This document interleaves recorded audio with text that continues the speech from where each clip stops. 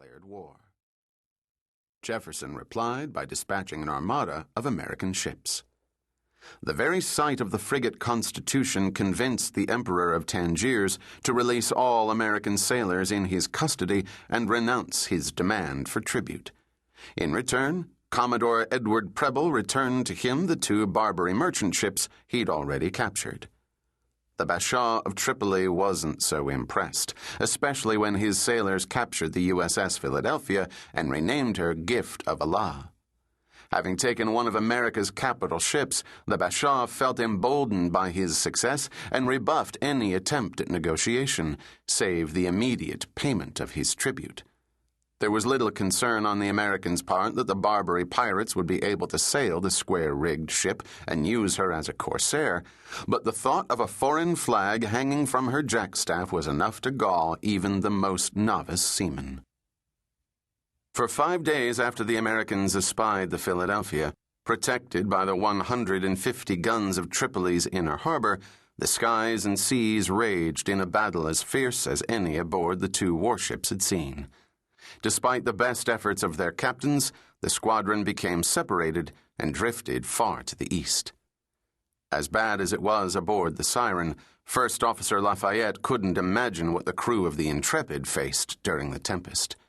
Not only was the ketch much smaller than his ship, coming in at a mere 64 tons, but until the previous Christmas the Intrepid had been a slave ship called Mastico. She'd been captured by the Constitution, and when her holds were inspected, the Americans discovered 42 black Africans chained below. They were to be a gift of tribute to the Sultan in Istanbul from Tripoli's Bashaw. No amount of lie could mask the stench of the human misery. The storm finally abated on February 12th, but it wasn't until the 15th that the 2 ships rendezvoused at sea and made their way back to Tripoli. That night, Captain Stephen Decatur, the squadron commander, convened a war council aboard the plucky little Intrepid. Henry Lafayette, along with 8 heavily armed seamen, rowed over to join him. "So you get to wait out the storm in comfort and now come aboard looking for glory, huh?" Decatur teased, reaching out to give Lafayette a hand over the low gunwale. He was a handsome, broad-shouldered man with thick dark hair and captivating brown eyes, who wore the mantle of command easily. "Wouldn't miss it for the world, sir," Lafayette replied. Though the 2 men shared the same rank, were the same age, and had been friends since their midshipman days, Lafayette deferred to Decatur as the squadron commander and captain of the Intrepid. Henry was as tall as Decatur but had the slender build of a master fencer. His eyes were so dark they appeared black, and in the native garb he had donned as a disguise, he cut as dashing a figure as the legendary pirate they hoped to one day face, Suleiman Aljama. Born in Quebec, Lafayette had crossed into Vermont as soon as he turned 16. He wanted to be part of America's experiment in democracy. He already spoke passable English, so he anglicized his first name from Henri and became an American citizen. He joined the Navy after a decade working the timber schooners of Lake Champlain.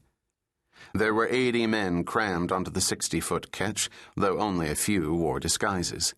The rest were to hide behind her gunwale or wait in the hold when the Intrepid sailed past the stone breakwater and into Tripoli's principal anchorage.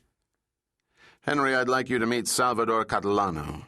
He's going to be our pilot once we near the harbor." Catalano was thick-set and swarthy, with a massive bush of a beard that spread across his chest. His head was covered with a filthy linen turban, and in his belt was stuck a wickedly curved knife with a red semi-precious stone set into its pommel. "I assume he didn't volunteer," Lafayette whispered to Decatur as he moved to shake the pilot's hand. "Cost us a king's ransom, he did," Decatur retorted. "Pleased to meet you, Mr. Catalano," Henry said, grasping the Maltese's greasy palm. "And on behalf of the crew of the USS Siren, I want to thank you for your brave service." Catalano threw a wide, gap-toothed grin. "The Bashaw's Corsairs have raided my ships enough times that I thought this is fitting revenge." "Good to have you with us," Lafayette replied absently. His attention was already on his new temporary home. The Intrepid's 2 masts stood tall, but several of her stays sagged, and the sails